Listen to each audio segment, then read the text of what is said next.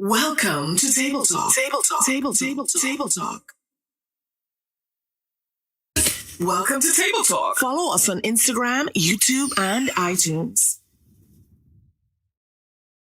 Good day, everyone. Thank you for tuning in to Table Talk. I am here with Samuel Archer.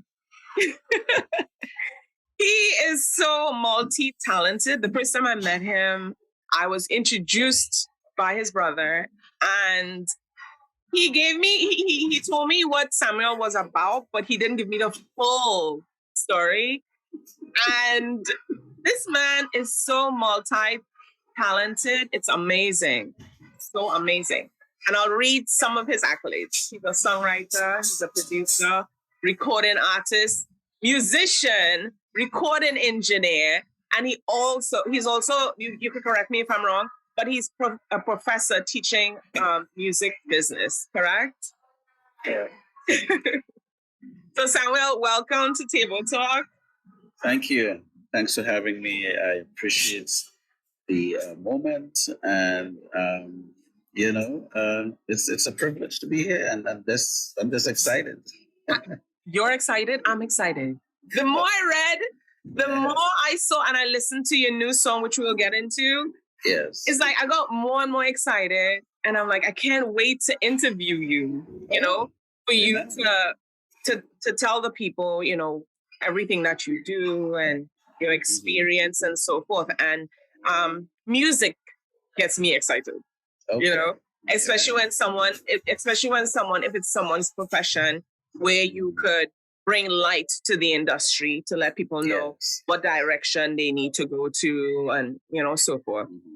So tell the audience, just give us a little insight to the beginning of just a little summary of you. So I think I was hearing my mother's heartbeat in the womb. I was kind of rocking to the beat in there, tapping. So probably when she felt a kick, it was a tap. But I grew up in Mount Pleasant, Tobago, and shout out to my folks in the Mount Pleasant area, Bethany Village. I went to Mount Pleasant SDA Church, and at that time in the 70s, we had like a thriving, lot of music. Not just in the church, but next door to the church was Carib Dixieland, the pan side. So you get in the pan, and in the church we had, your tambourine and your guitar, and people singing and clapping. And one of my uncles, his name is we call him Brother A.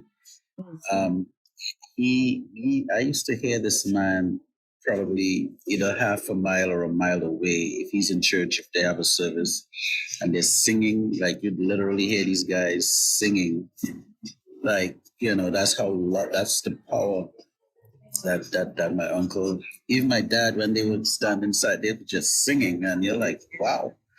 That would be probably like on a Wednesday night when I'm hanging out late, At what age? That would probably be like maybe 11 or 12. Okay. All They're right. doing some kind of mischief. But in church, we had something called Joyful Noise Orchestra, which was directed by a gentleman by the name of Errol Phillips. He's still a teacher in Tobago. And him along with another gentleman by the name of, we call him Sporty Anderson. Mm-hmm. He was pan, he also played pan and so on, but they were the arrangers for this orchestra. And this orchestra had everything: Hawaiian guitar, recorders, tambourine, melodicas, if you're familiar with that. It's it's like a little keyboard, but you blow into it. Okay. And they have different there's a soprano one, there's a bass one, there's a tenor one, so these are not the, and then you have the harmonicas, which is what Stevie Wonder, I remember that. So we had like all of that, and someone had a violin, there was organ, so we had all of that, and then Carib Dixieland had bought some new pans. So the old pans they donated to the church, and then we started a steel orchestra. Oh, nice. Okay. So I think all of that gave me a really good foundation in my music. Mhm. So as I produce music today, I tap into that whole environment when I create my music. Yeah, it's within Um, you. Mhm. yeah. So started there. I started playing in church assembly and school assemblies, probably like around from like 8, and by time I'm a teenager, I'm playing in the hotels. And we had two main bands in Tobago at the time. We had Jerry Stewart. Uh-huh. And you might have to fact check. Me, I had to ask your parents. You know about Jerry Stewart? My mom would know. Yeah. All right. And then we had um, Johnson. And I'm trying to remember what Johnson's band. I'm trying to remember his bands. But we talking history here. Okay. So these are like the two main bands in Tobago. And then these guys also, even though they did secular music, they also contributed to the music and also to help the young people coming up. Mhm. And these guys aren't here anymore, but I appreciated all their efforts and energy that they had put towards us in Tobago. And I relocated in '88 Mm. after CXC, and I was in Brooklyn, New York, and then from there I enrolled at New York City Technical College. And I think that was where I started to really meet a lot of different people that I'm friends with up to today. Okay. And some of these people are in the music industry. Some were aspiring artists, aspiring musicians, aspiring producers, and I think the rest is, as you ask more, the rest is history. You know? Yeah, That's my start. that is very inspiring because um most times you find people when they come from the Caribbean, it's difficult in order to get into the music industry. Everyone say it's flooded. It's you end up staying in the Caribbean side, but you have been through these different genres that you have, and I'll explain to everyone. He's basically in the soul and R&B industry at the moment. Now I am, yes, because before that I did more gospel. I was more on the gospel circuit, Okay. and I also ventured into doing some soca. I still consider myself a soca person, so it Oh, all really? depends. Of course, it all depends on my mood and where I'm at. Okay. Well, recently I just released something called Tobago Carnival, which there's 4 instrumental pieces Okay. to commemorate the Tobago Carnival that started last October. Mhm. So it's entitled Tobago Carnival, and I definitely have soca on that. But they're more instrumentals, and I've been hearing them in different DJs have been using them differently. Just my background music, which is what it's made for. All right. I leave the road to Marshall and Kess, and Those are the people that you have to send it to in order for them to, make you use of. sure? I'll see how that works. Yeah, because that was my question. Like I was wondering if I know from your bio, knowing that you grew up in Tobago, and I read about the gospel and so forth. So my question was, yes, if you did do anything instrumental wise or music wise and so forth. Yes, I did. I actually did. I did like 3 soca projects. Okay. And I did a gospel one where it's just gospel. I call it gospel. Yeah. It's called The Gospel According to Sam. I don't know what got into my head when I named that like that, but it's personalized. Yes. Yeah. Yes. Well, my denomination is conservative in nature. Okay. Which is Assembly Adventist. So I did get I did get some spanking when it came out. It was. Oh, you did? Oh yeah, but some time after they kind of seem to come around. Come around, yeah. But initially, man, it was a lot of spanking. Church, don't go for this, and the church, and the church, and the Lord, and the church, and God, and church. Okay, guys, I get it.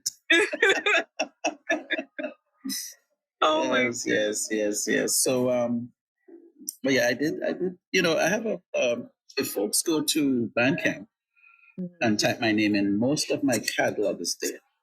Okay. So you get most of a lot of the things I worked on personally, and then of course I've worked with other people, and other situations have occurred. So I guess as a creative, I can't help but just create. That's what I'm here to do, and I'm just creating regardless of the circumstance, regardless if it's on the radio, regardless if it sells or not. I just have to keep creating.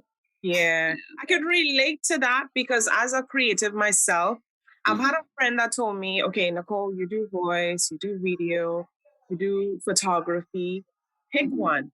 But it's hard to pick one, because I have picked one. I picked voicing mainly.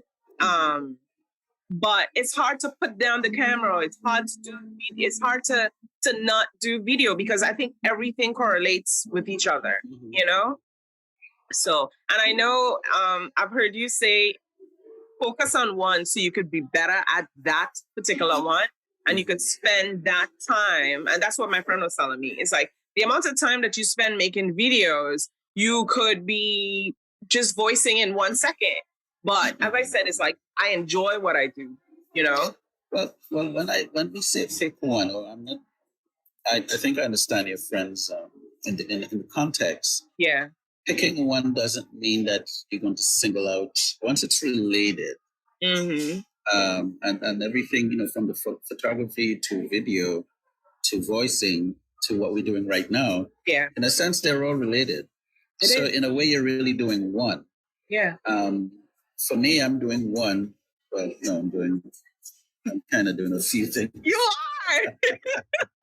You are. But, when I had to narrow things out, so meaning, if I'm a chemist, I'm dealing with chemicals and research and how atoms behave under what circumstances, and I'm doing the elements. So you're not really just doing one thing. You're just dealing, you're in chemistry. So if you're in the entertainment field or you're a creative, but I think what happens, someone might say, I'm writing a book today, and then next week, put an album together, and then next week, trying to get this degree, and then the other time, and you know what? I need to learn how to fly a plane. Yeah. So what happens is now you're spreading yourself out thin because they're not really all related. Okay. They're not in the same area. Okay. So if you're going to learn how to fly a plane, skydiving part of we try to do, that would work together. Yeah. But as a creative, as you do, as technology is here and AI is coming, and AI is here actually. It's here, yeah.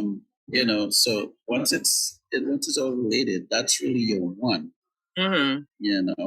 Because if you do the voiceover, you may have to film yourself voiceover. Exactly. And someone has to take a picture of it, and it's all related. Yeah. As far as production, I say I'm gonna stay in my lane. I have the producer I know production as far as producing the voice. There's certain things that I know, and then there's other things where I say, okay, you know what? I'm gonna stay in my lane. I hired him in order to produce, and because it takes a lot. Producing video, as you know, producing video and producing other things, it gets to be, monotonous sometimes. So you also published a book? Yes, I did. Yes. Yeah. So tell us a little about it. It's a book called Hybrid Executive. It's geared towards the music business. However, it seems like people who are in other fields can read it and learn something from it, because it's the principles I have in there and the concepts that I'm talking about in there can actually relate to different industries. Okay. But of course, I'm coming from the music side of things. So, it has that music energy in there. Okay. So I talk about where we are as a culture, where technology is, Okay. how to think, how to see opportunities as they arise, and then how to take advantage of those things. I discuss leadership, I discuss confidence, I discuss McDonaldization. That makes sense. McDonald's was famous for creating the speedy kitchen system. Yes. And a lot of what you see today in terms of things just becoming faster and finding a way to make things smoother, and it's really more we call problem solving. Yeah. So that's what we call McDonaldization. That's the word. Okay. And I also speak about self-efficacy, meaning speaking greatness into yourself. Muhammad Ali kept saying he's the greatest, he's the greatest. Yes, he always said that. And he's not here anymore, but he's still, the greatest. And I'm sure 100 years from now, people will be like, yeah, but you can't beat Muhammad Ali. And, another person who did self-efficacy is Bob Marley. He and Rita went to, actually, there's a story. The white side of the family, they had a construction company in Jamaica, or they still have, I don't know. And apparently Bob wanted to purchase a vehicle, so he went to the white side of the family to lend him some money, and they ran him out of the place. They ran him and Rita out of the place. So that's when he went and he wrote Cornerstone. And in Cornerstone, he says, when people hear the word Marley, they'll think of him and his seed. Yeah. And today, when you hear the word Marley, who you think about? Yeah, you always refer back to him. Yeah. So that's what we call self-efficacy. So it's something that you, in a way, you prophesy over yourself. And this is why a lot of times when someone is saying, I can't, or this is too expensive, or, what you're doing is like you're speaking defeat. And what you want to do is to speak possibility in yourself, because that is really, you're planting a seed that will come true at some point. So for all the years that I said I can't, now I'm trying to, it's like the smoker. You were smoking for 25 years, and then it will take another 25 for your body to really heal. Exactly. Yeah. So now I've retrained myself just to be positive and just think positive, be realistic. And instead of saying I can't, I would probably say, well, how can I achieve it? Yeah. What are the things we can look at to make this happen? So as I'm doing my project now, I've been doing it out of pocket, and I don't have any investor helping me with it. I have to make it happen, right? And find strategic ways to forge ahead. Yeah. So it's the same thing. So what brought you to this decision? Like, you said before there's a certain mindset that you had, and now that you're thinking positive. So what made that happen? I think I needed a change. I got tired of failure. Okay. I got tired of working hard, and in the end there's nothing happening. You're planting and nothing growing. Yeah. It's when you get to this age, you need a damn thing to grow. But I mean, from all your accolades, from everything that's happened, people see, I don't want to say they only see the good, but you portray the good side, right? You put that out. People don't see when you're struggling, right? People don't know that side. Yes. So the side that I see, I can't even fathom you struggling. You know what I mean? It's a struggle. But it is. I know. Yeah. It's a struggle. Queen Latifah said the fame comes before the fortune. And that's so true, you know. So, That's true. so folks would see the when things are blossoming. Yeah. And then there's another saying, who feels it knows it. Yeah. So yeah. There's a side of where, you know, you cry in the night. You know, there's a side where you hear a lot of no's. True. You know, and what you're really seeing is maybe that one yes someone gave you, or that one opportunity, and then you see that and it blossoms and everyone like, oh yeah, it's happening. But Yeah. there was like 1,000 no's that came before that. Yeah. But there is a saying that I heard yesterday, and before it ends, I'll get the proper saying. But they say all those no's build you up for the yes that you're getting. Maybe that opportunity wasn't for you, but now that you're here, you know, this is what is for you. So, you know. I agree. Yeah. That's another truth to the puzzle. Yeah. But you have to go through it. Yeah, you have to. You have to. You have to go through it. Yeah, it builds character. I always say that, you know? Yes. Yeah. I even think, before you run away, I even think Michael Jordan, about some years ago, there was a commercial, and, you know, he was at the height of his career, and they were looking at the amount of points that he made. Yeah. And in the commercial, he said, yeah, but I threw the ball this amount of times, and this amount of times it didn't go in the net. You know, so he was just giving you like, look, yes, some of them went in, but a lot. Yeah, a lot didn't go in. Ran, you know? Yeah. So. Yeah. But go ahead. I didn't mean to.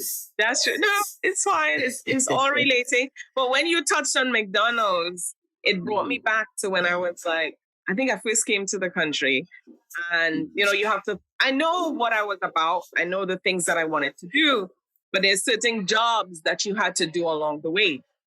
For me, McDonald's was one of them.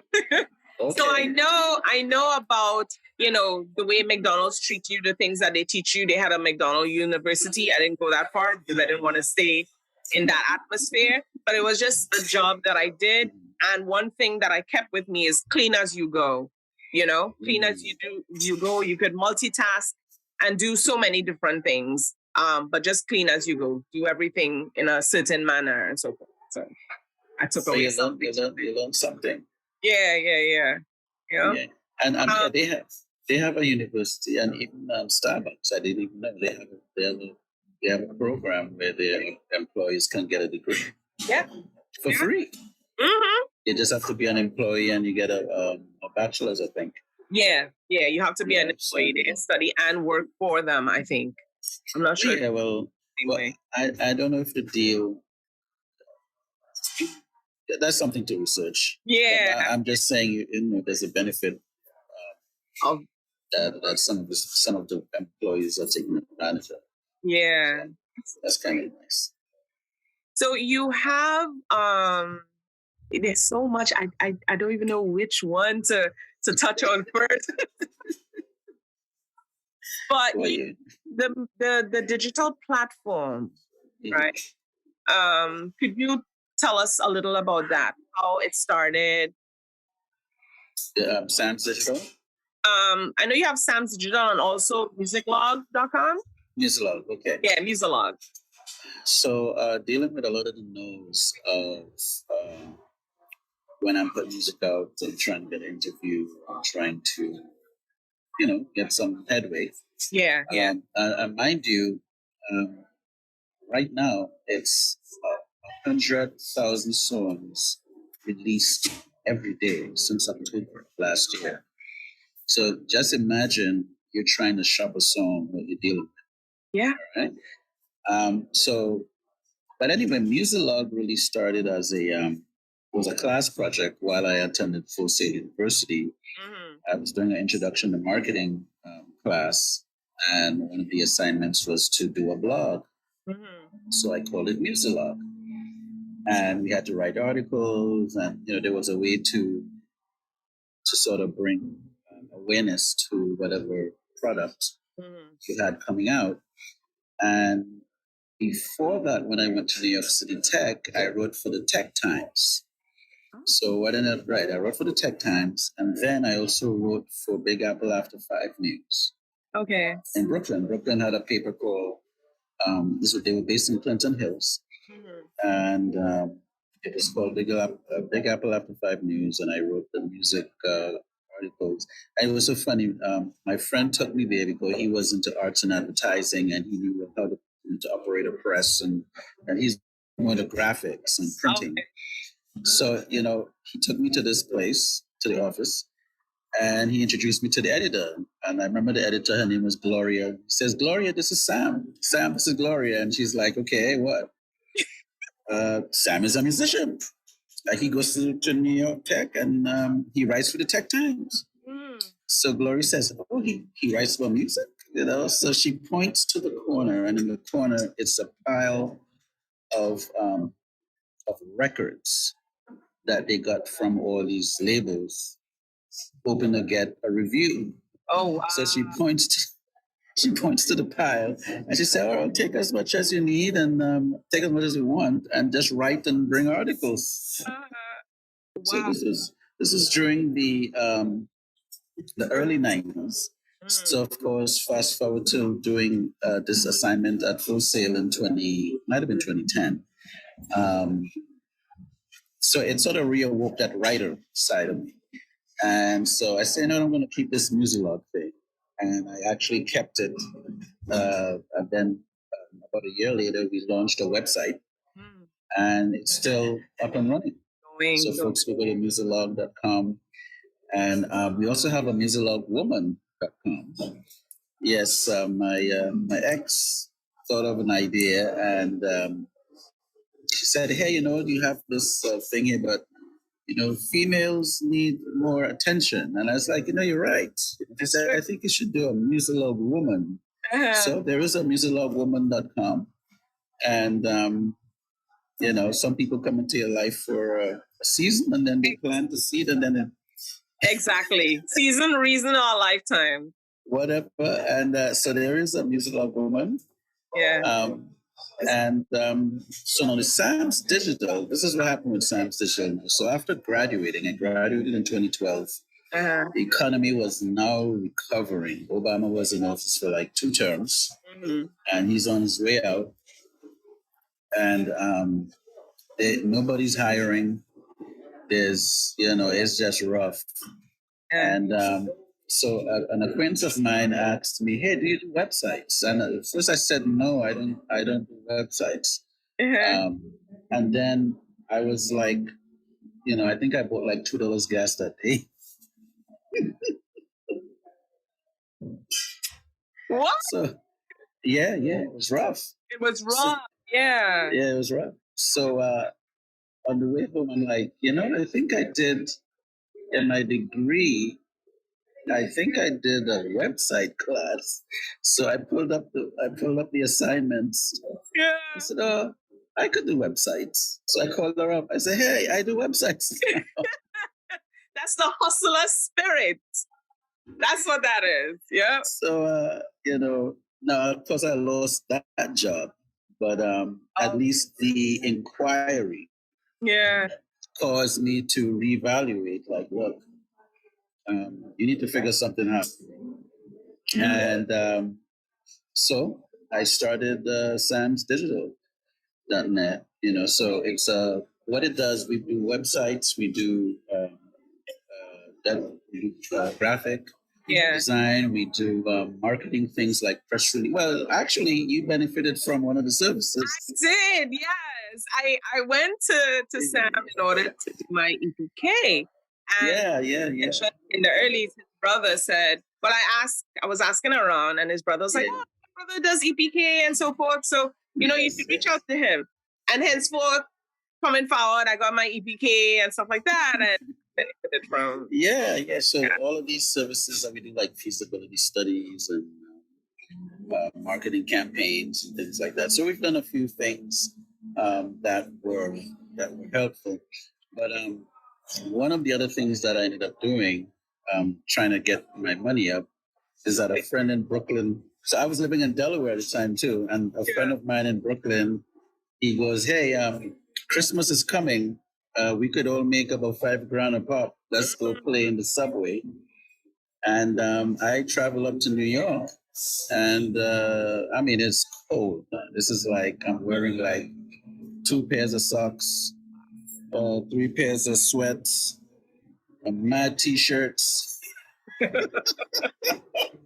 your jacket thin or was your jacket thin? I know back then, for some reason, it seemed thinner than it is now.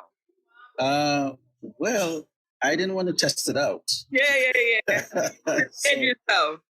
So I think I had the gloves I had was the ones where it sort of comes up to here and your fingers are outside. Oh my God. You know? Yeah, because you want to be able to play the keys. Yeah. So he's playing pan, I'm playing keys. Oh my God. And we had a drum machine.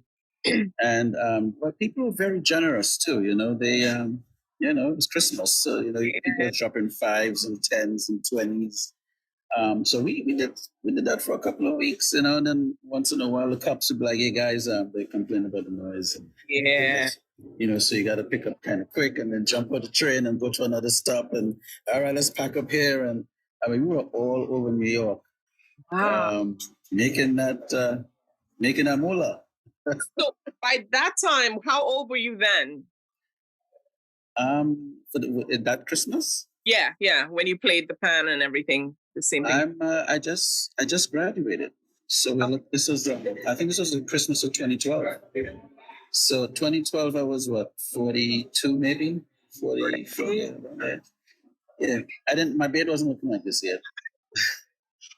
Because some people say you could do anything. It doesn't matter the age, right? So some people would say, I'm getting too old to do this, or I can't do this and I can't do that. But I ask it to show, you could really do anything at any age. You don't put an age to it. You know what I mean? Right. Yeah.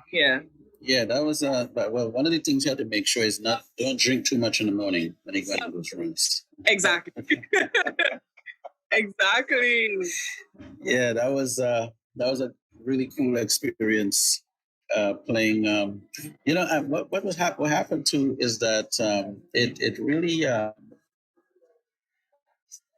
had to remember some songs. I mean, because you're playing all these standards. Exactly. So it was a way to get sharp again and just be on the hustle and bustle. And we saw some interesting things too. I remember we saw a family. I think this family might have been from South America or something. And they had like I don't know, maybe 12 or 15 of them, and they're playing the flute. It was more like a bamboo type of a thing. They're playing that. There's guitars. There's somebody playing a violin and singing and stuff. And then the children and the grandparents, they're walking through the audience with a little bucket to get money. And so I'm looking at it, he's looking at it. It's like, you think our families would ever come out here and do this with us?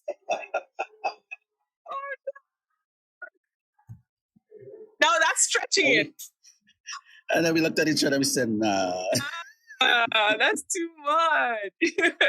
But hey, they came out. I don't know. They probably said, look, we got to go make some money today. And everybody took part. Yeah. I kind of took a page out of that book. So, like on this journey, you have to be willing to work. You have to be willing to, adjust as you go. True. You can't be too prim and proper. That's true. That's true. You of course you have to have a standard. I'm not going to say go and standard. Don't prostitute yourself, but that's taken to the extreme.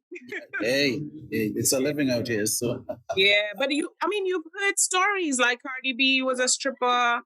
And then, she is what she is today. Jay-Z did what he did. He is what he is today. Jada Pinkett did what she did. You know what I mean? So people, some were extreme. I guess some were because of where they lived, the society, and what they had to do in order to survive. I know Biggie's mother was a teacher. He was very good in English. He started rapping. He was still dabbling in what he did, and he became what he did. So everybody has a history, For me, the only thing I think I did was work at McDonald's and come, because in Trinidad, I wasn't allowed by my dad to work.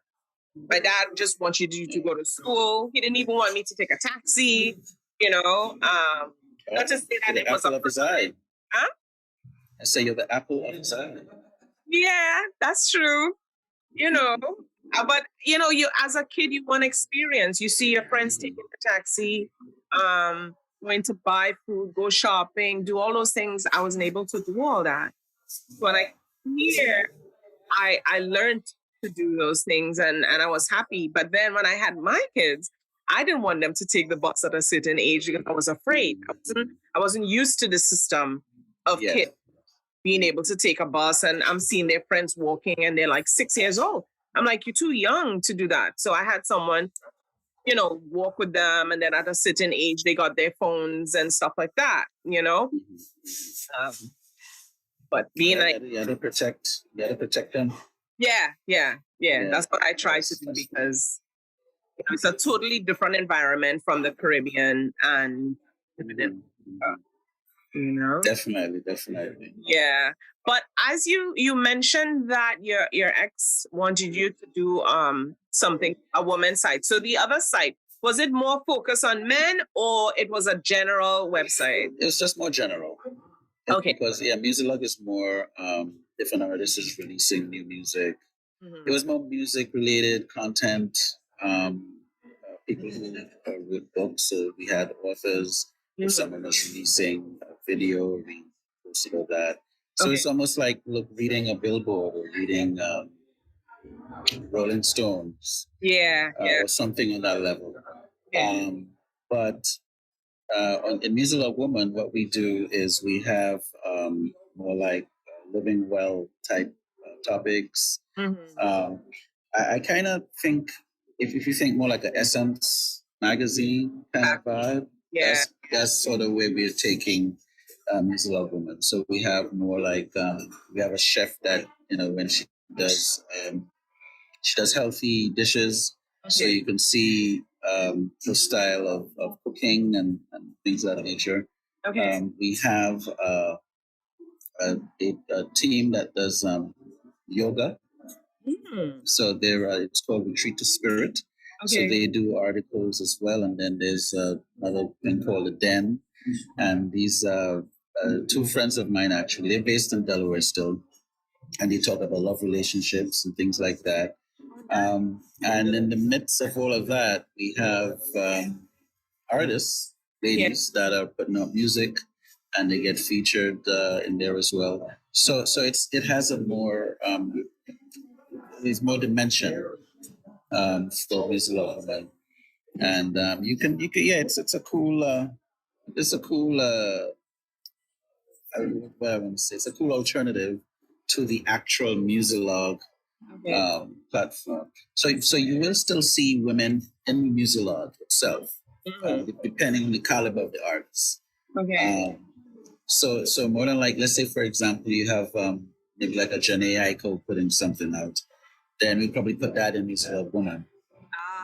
You see, because the readers would appreciate that, or maybe in a woman. Yeah, or maybe like her might be putting out a record, or maybe a Laura M. Vule putting out a record. But then if there's someone like really, like maybe Tina Turner or something, then we might probably bring her over to Muzilog because of the caliber, and the wide, the wider range of because we cater to a lot of different genres too. So it's soul R&B, yes, but it might be gospel, it might be pop, heavy metal, jazz, and all of that is featured in Muzilog. All right. Welcome back. So let's jump into the music production. Oh, before we jump into the music production, Mhm. I want you to just let people know, for those who might have tuned in the middle of us speaking and so forth, I want them to know where to find you, and also mention your websites. So, folks could, oh wow.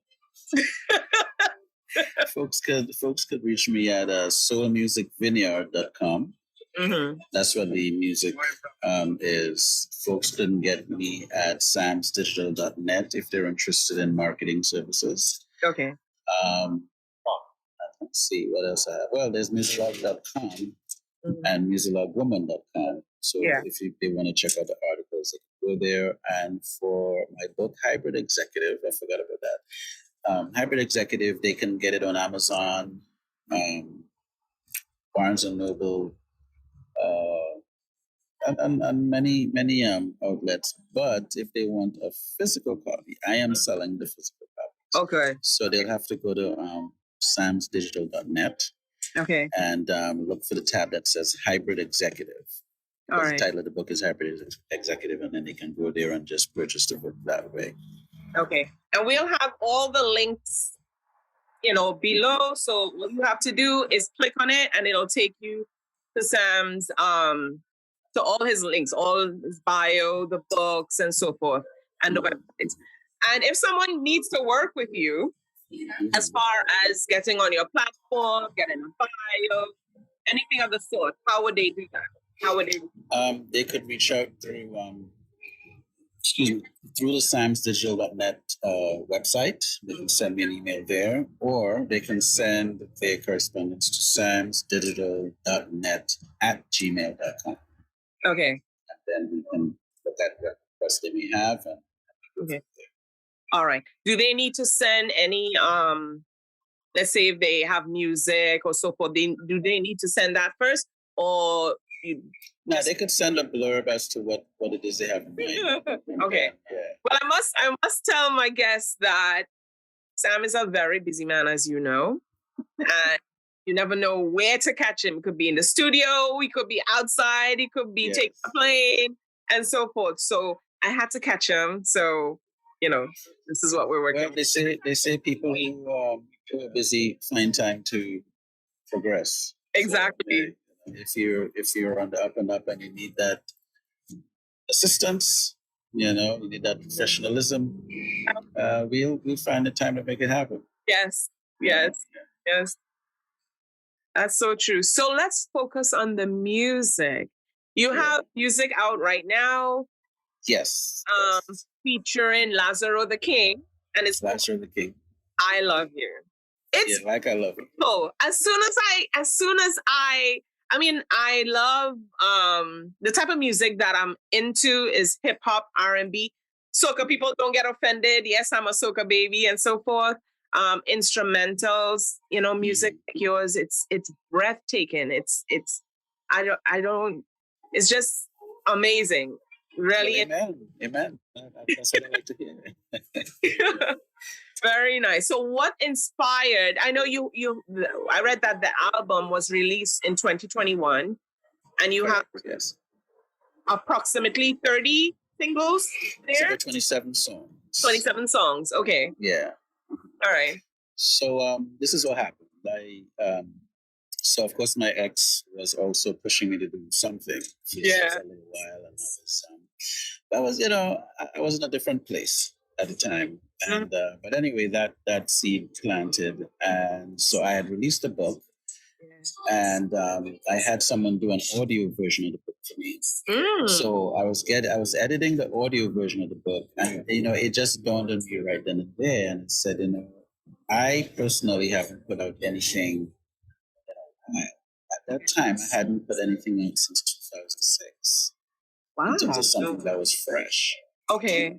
And I'm telling people to buy this book, and I'm giving them advice in the book, and I'm not putting out music. So I'm like, okay, what really makes me the authority of the subject, other than having a degree? Yeah. to talk about this. So I say, no, I got to put something together. And this is just before COVID came, because the book was released in 2019. Yeah. And so I'm like, okay, so I was bouncing ideas. Should I just do an instrument thing? I could pull up some old songs. I could do this. Who could I get to come in and, work with me on it? And should I sing all the songs? And I was like, kind of bouncing it around. And I remember I always wanted to do something like Quincy Jones, where he do like a true joint, and back on the block, he'd have a plethora of artists come in and they'll collaborate and do these records. And I said, I wanted to do something like that. And one of the guys who's doing that now, who's doing it really well, and he found a really great niche. So the guy that's doing it well now is a guy called Robert Glasper.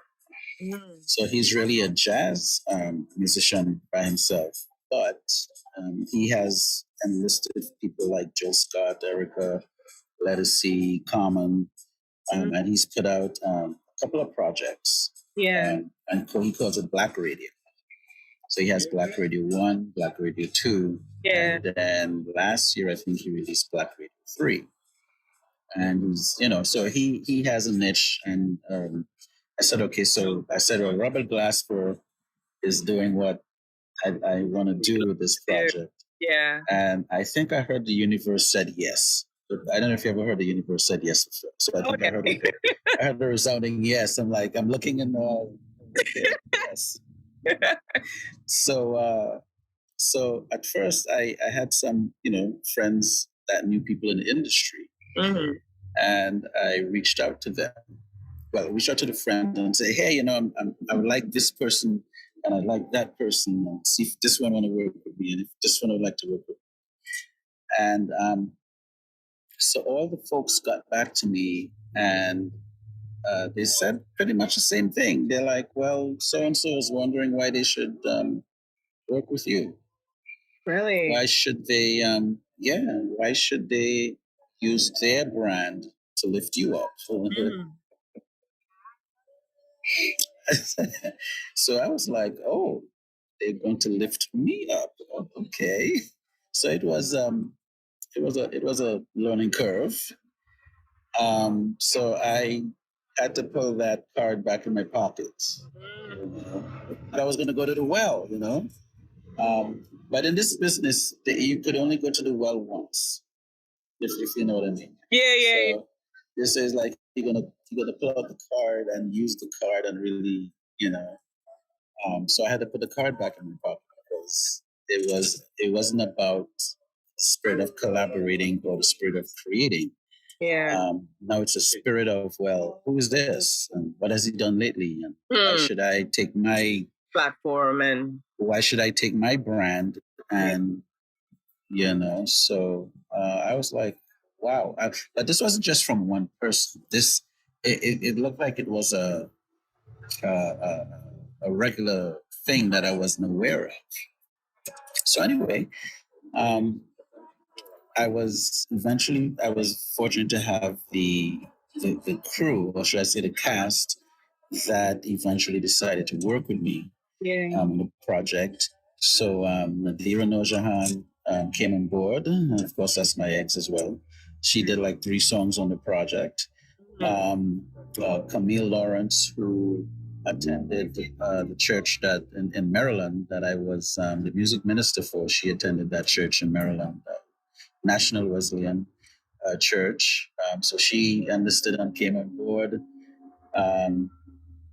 Sorry about the noise, guys. Who else? Lazarus the King. Now, funny enough, that song was recorded about 20 years ago. 20 years ago? 20 years ago, we recorded that song. And so it was weird. So my younger brother, Tim, he went to school with this guy called Andre. That track, when I did that track, I did about 3 or 4 of those kind of similar, like a vibe similar to that. Those songs was really initially for Glenn Lewis, if you remember who Glenn Lewis was. who he is. The name I think rings a bell. I think he's a Canadian. Was he a Canadian artist? But anyway, he had that record called "Don't You Forget It, Don't You Forget the Way Home from that little girl." Hold on to that record right there. Yeah, I know that. So what happened was when I had gotten that song after. right. So when I had gotten when B2K did my song, Baby Girl. Yeah. So I had a working relationship with Sony Records at the time. Okay. And they needed songs for him. Mm-hmm. So then the A&R said to me, "Hey, we're looking for songs for Glenn." So I said, "Okay." So I did that. That was one of the tracks that I did to submit to Glenn. So they put me onto Glenn's manager.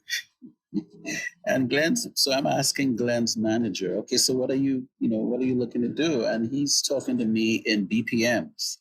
Well, we're trying to do this BPM and that BPM. And I'm like, it's per minute. Like, what are you talking about?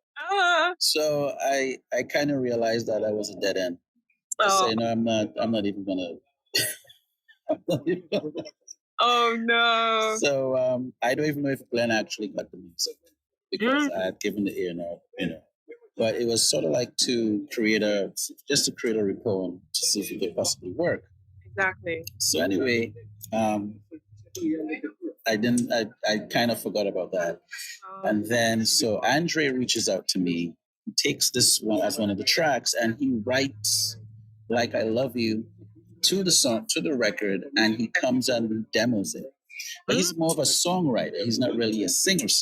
He can sing. He can sing, but but he was more of in the role of a songwriter in this situation. And then what ended up happening was I was working with Lazaro the King. He was living out in LA. He came to the East. Yeah. And we were working on some things. And I said, "Yo, Lazaro," well, he wasn't Lazaro yet. His name is Jeremy. I'm like, "Jeremy, could you demo this record for me?" This was like on the fly.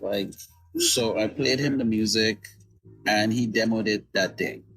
It went, knocked it out I even think one time he was even looking at the words, and, getting the vibe. And so I said, yeah, because I also knew Anthony Hamilton. I used to rub shoulders with Anthony at Chung King when he was signed to Uptown MCA and with Track Masters and all of that. So I demoed it and said, what, I think this would be a great song for Anthony. So we demo it, I send it to Anthony, and Anthony said, "Look, dude, it's a great song, but it's too jazzy for me." So I said, "All right." I said, "Okay." And then that song sat there until I was doing the project. Yeah. And I pulled it up and listened to the record. And I'm in the studio listening to this record. I'm like, oh my God. This sounds like we did it today. I didn't change anything. Wow. I exported the files. Yeah. And I sent them to my engineer, John Evans. Yeah. Now, by the way, John Evans, and I just found this out. He's such a humble guy. John Evans is the one who mixed "Set It Off" for Straight. Set it off to me, love. Yeah. I know that song. Yeah. I thought you meant because there's a movie "Set It Off" as well. Oh, right. I know. Yeah. So that record, I just found out John mixed that record. John has mixed records for me for years. John, and the interesting thing about John, this is the funny thing about John Evans. Well, it's not that it's funny, but it's interesting. Yeah. He is an American brother. Mm-hmm. But a lot of the classic calypsos and soca's that we know, mm-hmm. he mixed them. That came from JW Records and so on. So he mixed a lot of crazy records. He mixed a lot of kitsch records. He mixed records with Leston Paul. He mixed I think he may have mixed some of Marshall's stuff. He mixed some of Iowa stuff. So and he was the one that mixed "Set It Off." So I sent this track to John, and I'm like, John, just mix this record for me. Mhm. And that's what he sent back. I am supposed to do that. Is amazing. I'm supposed to, as you mentioning that, right? I'm supposed to do a feature on one of the forefathers who collaborated with Charlie's. I don't know if you know about Charlie's Records. I know Charlie. So his daughter reached out to me in order to do a feature. Okay. You're speaking about that. It just reminded me of. Yeah, he probably mixed. I think he might have worked with Charlie too. Yeah. Yeah. Interesting how it comes closer. And this is an American guy, right? You'd think it's someone else that mixed these records. Yeah. An American brother mixing these records. And he was from where? New York or? I think originally he's from Nashville. Tennessee. Okay. Yeah. Okay. If I'm not mistaken, I think the family's from here. And then he came to New York and did his thing for a couple of years. Okay. So I sent him. He mixed most of the songs on this record on Soul Music Vineyard. Yeah. And I sent him that track, and that's what he sent back. And it was just one of the songs we were ready. That's like, this record is going to be crazy when we put it out. And so said, so done. It's been, we did the music video. It's on Vivo. I'm seeing the Shazam reports. So it's getting a lot of Shazam out in Europe, like Japan and, places like that. The UK, Paris. Yeah. Germany, like they're just Shazamming, like, who's this person singing? Yeah. Yes, I would like my listeners to hear a part of it. I'm not gonna play all, so you can go on this.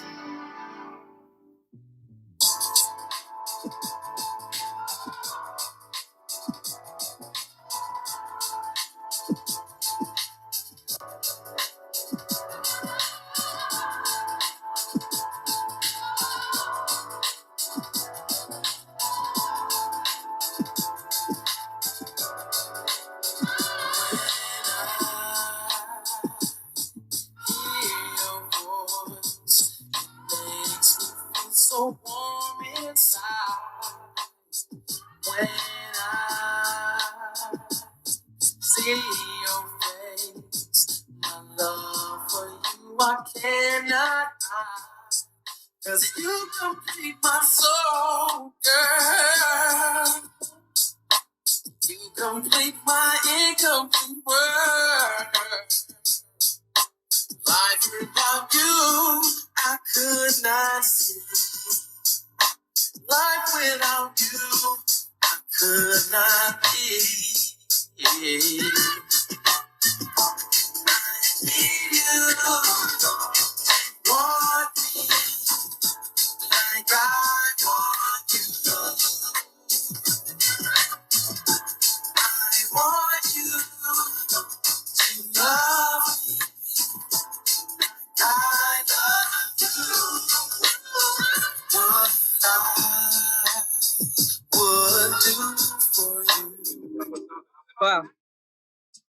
You picked the right person for this. And as we said before, everything happens for a reason. True. And this song is beautiful from beginning to end. Oh, yeah, he killed it. He killed it. Yeah. He killed it. Very, very, very nice. In fact, he wanted to re-sing it. When I told him about it, I said, "No, you ain't touching nothing, bro." But you have DJs that do refixes, and they do such a great job with it, of the building and refixing and so forth. But I know when something is your baby, you don't want anyone to touch it. You like it exactly how it is. Yeah, well, for me, it was really about the vibe. Okay. There's a certain vibe he did it then. Not saying he couldn't sing it better. Yeah. It was such a good vibe and a good performance. Yeah. And people who've listened to the song, they like feel it. Yes, you do. Once you're feeling it, I'm like, hey, Yeah. that's what we need for the song to propel. Yeah. Yeah. So yeah. So sometimes when you capture a vibe, you want to keep that, and The essence of it. yeah. So that song is out now. It's on Vivo. It's on Apple Music. It's Mhm. on Tidal. It's on Boomplay. If you know what Boomplay. It's on YouTube as well. Right, YouTube. Yeah. If you Via look at the video. Vivo. Yeah, via Vivo. It's on Yeah. YouTube. Yeah. And we're happy with what it's doing. It's not a like a smash type record, but it's sort of like that knockout sneak kind of a song. People don't see it coming. Yes. When you first hear the melody, and then he starts singing, and then the vibe, and then you see the girl. Well, you okay, so that's the vibe it gave me, and I'm rocking out to it. I think I was listening to it at work, and I'm like, it hit me. I'm like, this is good, Yeah. It's one of those records. Yeah. And even back to the record, we also have Rajane. Rajane used to be signed to Jimmy Jam and Terry Lewis. She's actually on the Low Down Dirty Shame soundtrack, Okay. and she's based in Chicago. So she contributed to the project. Another young lady by the name of Jamia. Mm-hmm. Afi Soul is another soul and R&B artist. She's from the DC area. Okay. There's a gentleman on there. He's from Tobago. His name is Terrence Russell. So I call him my partner in crime. So I was able to get a project where both our names are on. But we did a lot of gospel singing back in the early 90s. Okay. I should say late 80s, early 90s. But we didn't really have much body of work where both our names were on it. So I wanted to have something where both our names were on it together. So he's singing one of the songs on there. And I even have my daughter, Lex.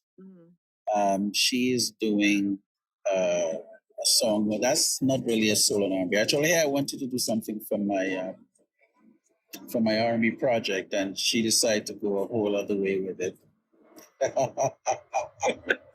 Yes, so she does this Celtic type of a song, and I'm like, okay, that's all right. Let's go with it. So we did it. It's a record called Float a While. It's based on, I forgot what she said it is. It might have been a Hamlet or one of those plays, because she's into acting.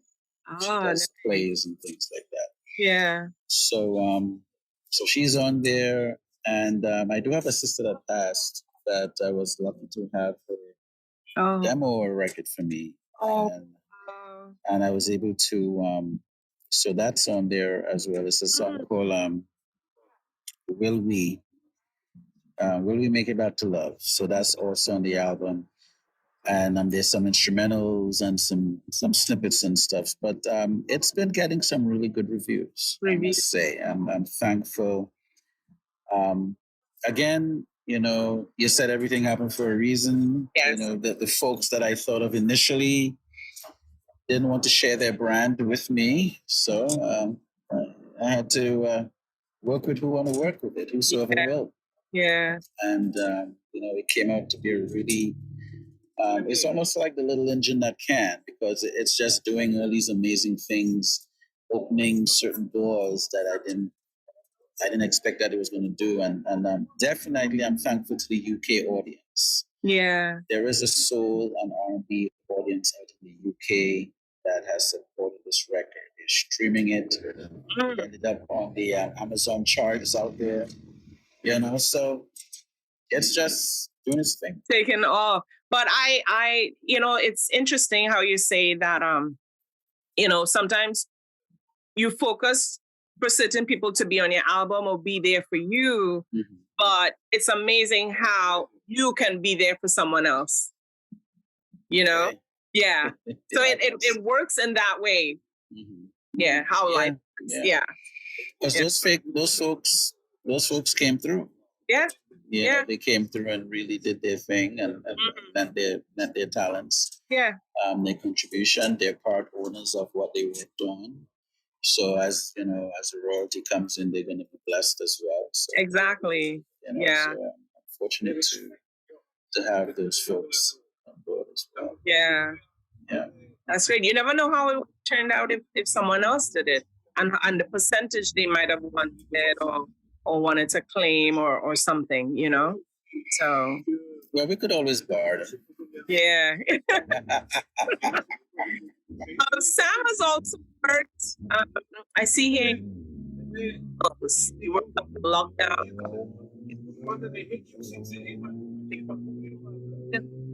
Millionaire Matchmaker, Property Ladder, documentary On the Road to Love, Pain and Redemption, and more. Yes. I got into because I'm a what I'm gonna say, I'm classically trained.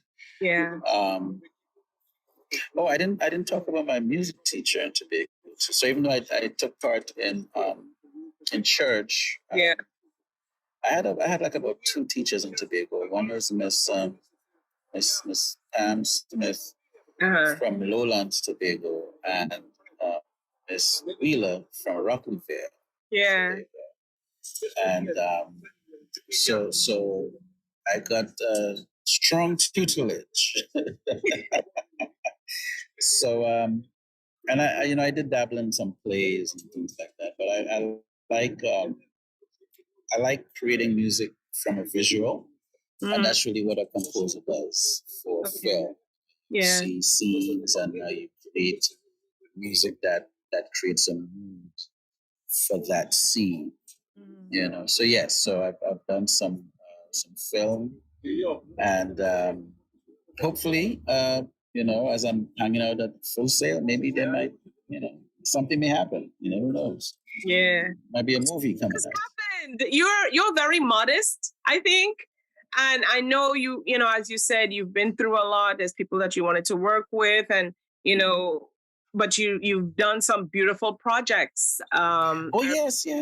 Yeah. I mean, I'm just sharing. I know. But it's not like I'm here with regrets, of course. Yeah.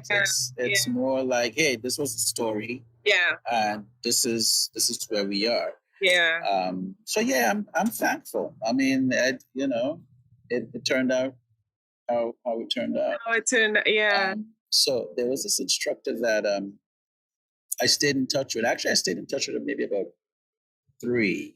Mm-hmm. But he reached out last year and he said, hey, you know what? I think I have something that would be a great fit for you here. Now, of course, he couldn't just hire me. It wasn't like he was hiring me, but he said, you can recommend. Yeah. And I got recommended. And it was a process. They want to know how many fingers you have, how much hair you have. Oh my God. But after the vetting process, like, look, like to have you on board, and it's coming together. It's I'm working with the up and coming hopefuls. That's the music business program.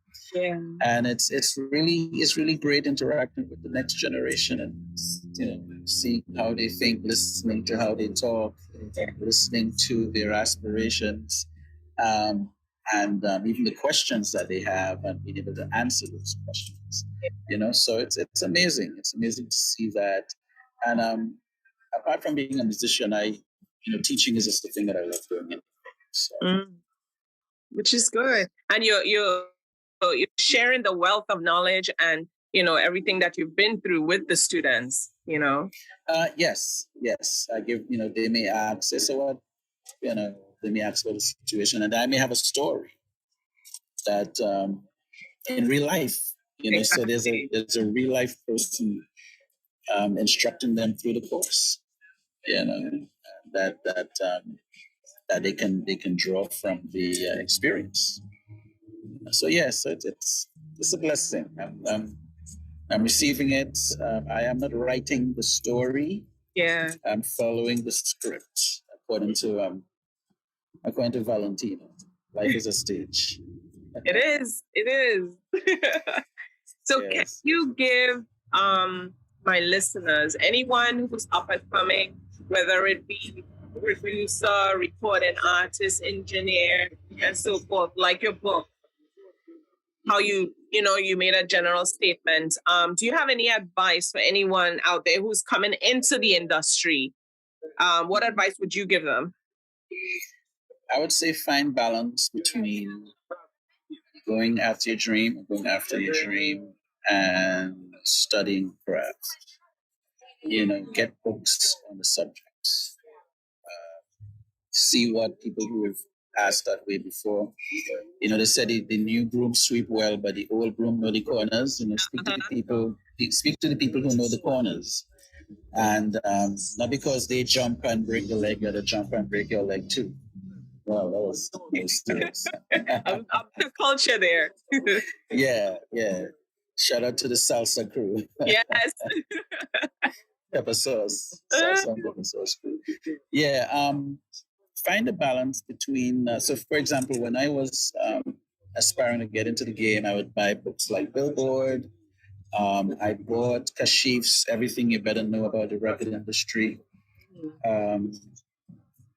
I had other self-help books with different people talking about, how to get in, how to sell your record or create your record and sell it, things like that. And in addition to that, now we have to hit the pavement and do things like demo, work with people, collaborate, network, get out to the conferences. Just start going to conferences. There's CD Baby conferences. There's NAM. There's a few of them that's out there that happens on an annual basis. Get out there, rub some shoulders with people, meet people, because they're the movers and the folks that go to these conferences. They're also movers and shakers in the industry. So you want to get out there and just be part of what's happening. And be focused. Encourage yourself, because there'll be times when you feel you want to quit. Have good friends around. Have good people that care about you. That they can. They'll be kind of like an accountability friend or partner or something, and they can just call and check on you and see how you're doing. Because it is a tough journey, and you do need people like that to check in with you off and on, just to see how you're doing. Again, most people will see the glam, they'll see the lights, they'll see, Sam is doing this and it's great and da da da da da. But they're the lonely moments. So be prepared for that, and go for it. Don't do no backup plans either. When you build backup plans, that's the plan you do, because you spend so much time on the backup plan that you stay on the backup plan. So you got to jump. According to Steve Harvey, jump. And you have no choice but to make it when you jump. As you fall very hard. So you'll find a way. And that's really what I'll say. And look at the market that we just discussed. It's approximately 100,000 songs coming out per day. So, write your material, come out and find your audience. Find out who's the person that wants to listen to you. That's what I have to do with my record. Yeah. I gotta find the people that like what I am bringing.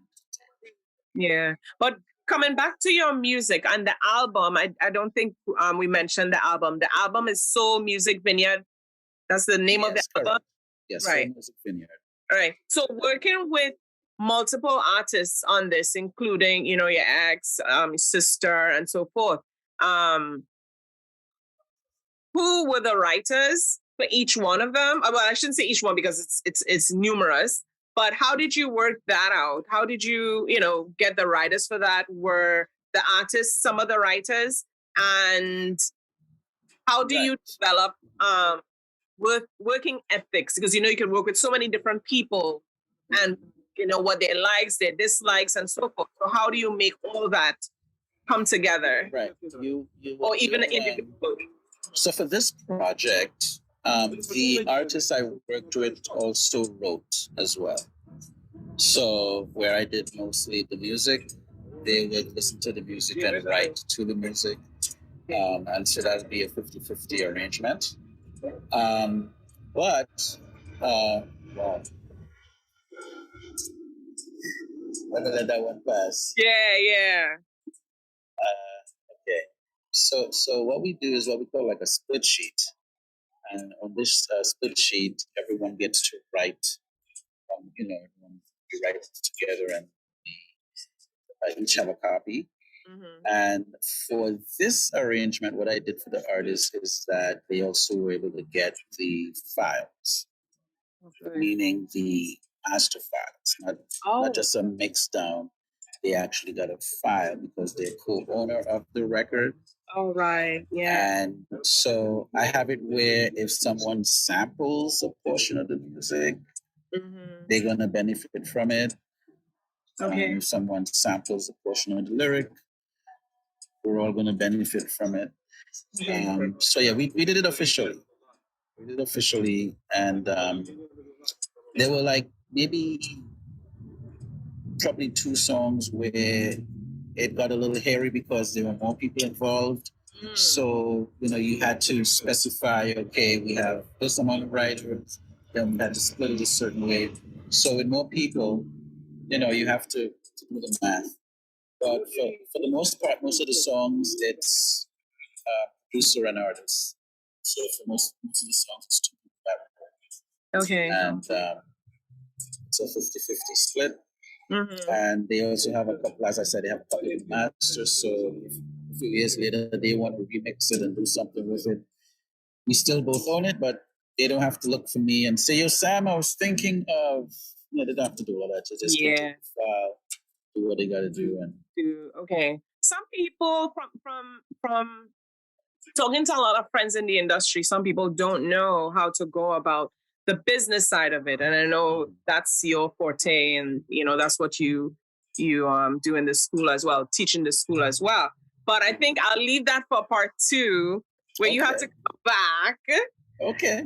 And you'll be able to give people one-on-ones on how do you go about owning your own music and Yes. so forth, right? Because the conversation, I had a beautiful conversation with you, is jam-packed. I wanted people to get to know you as a person. And I appreciate that you showed us the behind the scene, that is not always so glamorous. And as you said, it could be kind of depressing, might probably get some no, but the yeses that you get might be greater than the, Yes. And so forth, So Sam, it's real.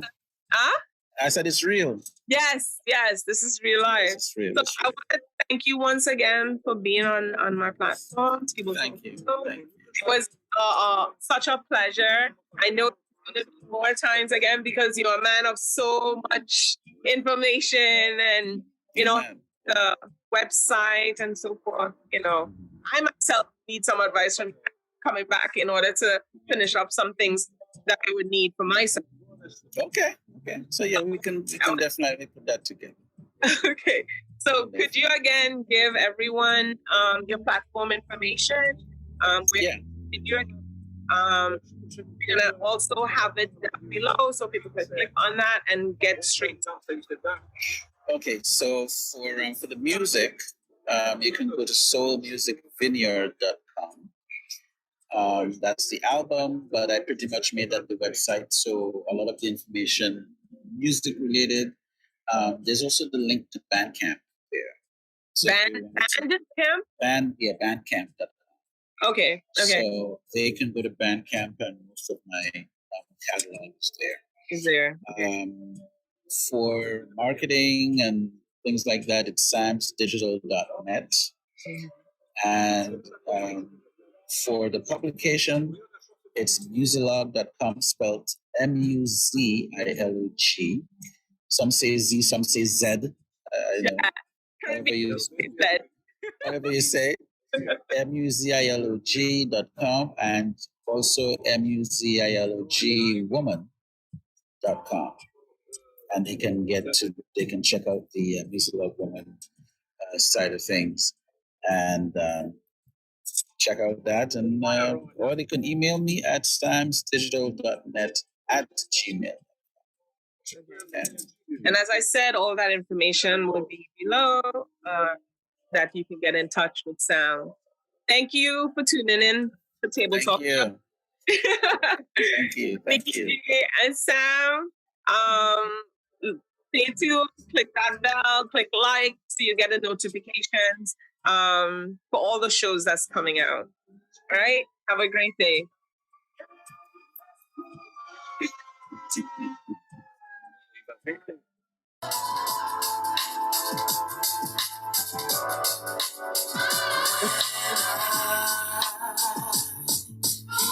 Your voice makes me feel so warm inside.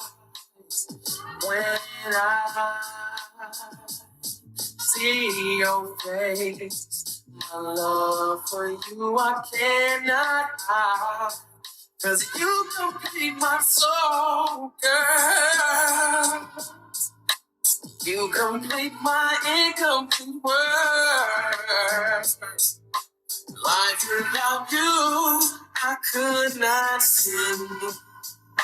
Life without you could not be.